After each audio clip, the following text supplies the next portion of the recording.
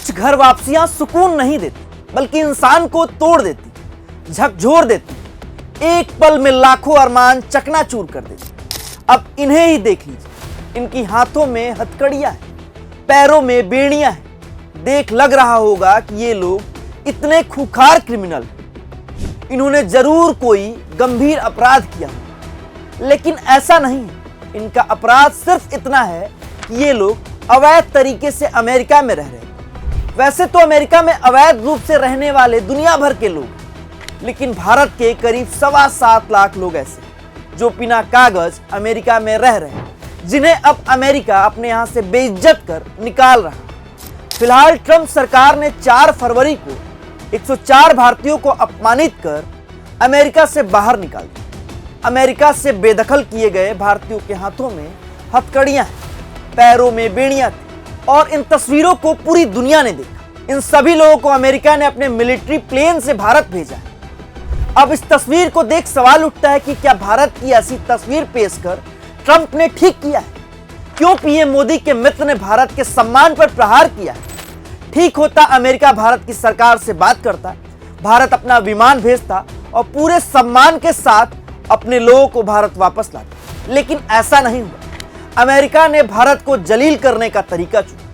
लेकिन इसी तरह के मामले में कोलंबिया के राष्ट्रपति गुस्ताव पेट्रो अमेरिका के राष्ट्रपति ट्रंप से भिड़ गए।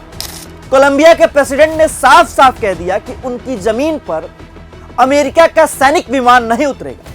पेट्रो ने अपनी वायुसेना का विमान अमेरिका भेजा और सम्मान के साथ अपने नागरिकों को अपने देश बुलाया। इतना ही नहीं, कोलंबिया के राष्ट्रपति ने अमेरिका की आंख में आंख डालते हुए कहा कि माइग्रेशन करना अपराध नहीं है।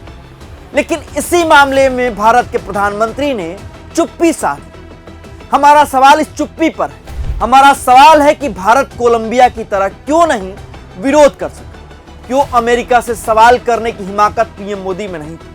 क्यों अमेरिकी सेना के विमान को भारतीय जमीन पर उतरने दिया? क्या मोदी सरकार को इन तस्वीरों को देख दुख नहीं हुआ?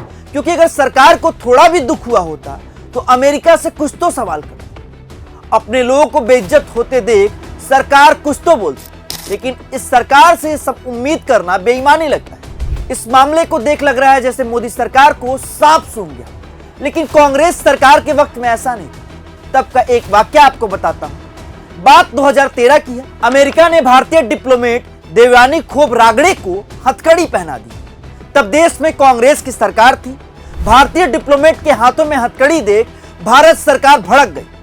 तब देश के प्रधानमंत्री मनमोहन सिंह हुआ करते थे। मनमोहन सिंह ने अपने इरादे साफ कर दिए और कहा कि अमेरिका को उसी की भाषा में जवाब दिया जाए। पहले खुद मनमोहन सिंह ने अमेरिका की हरकत की निंदा की, फिर कांग्रेस सरकार ने अमेरिकी राजदूत नैन्सी पॉवेल के सामने मुखरता से आवाज उठाई। इतना ही नहीं, कई कांग्रेस नेताओं ने भारत दौरे पर आए अमेरिकी प्रतिनिधिमंडल से मिलने से इनकार तक कर दी। सरकार ने अमेरिकी दूतावास को दी जाने वाली कई सुविधाएं वापस ले ली। भारत की प्रतिक्रियाएं देख अमेरिका को एहसास हो गया कि उससे गलती हो गई। अब अमेरिका मामले को मैनेज करने में लग गया और आखिर में अमेरिका को भारत के सामने झुकना ही पड़ा। अमेरिका ने भारतीय डिप्लोमेट के साथ किए गए व्यवहार के लिए सार्वजनिक तौर पर माफी मांगी। लेकिन आज की मोदी सरकार क्या कर रही है, किसी को बताने की जरूरत नहीं। आप देख लीजिए, ट्रंप राष्ट्रपति पद की शपथ लेने के बाद भारत को झटके पर झटके दे रहा है। पहले पीएम मोदी को अपने शपथ ग्रहण में नहीं बुलाया,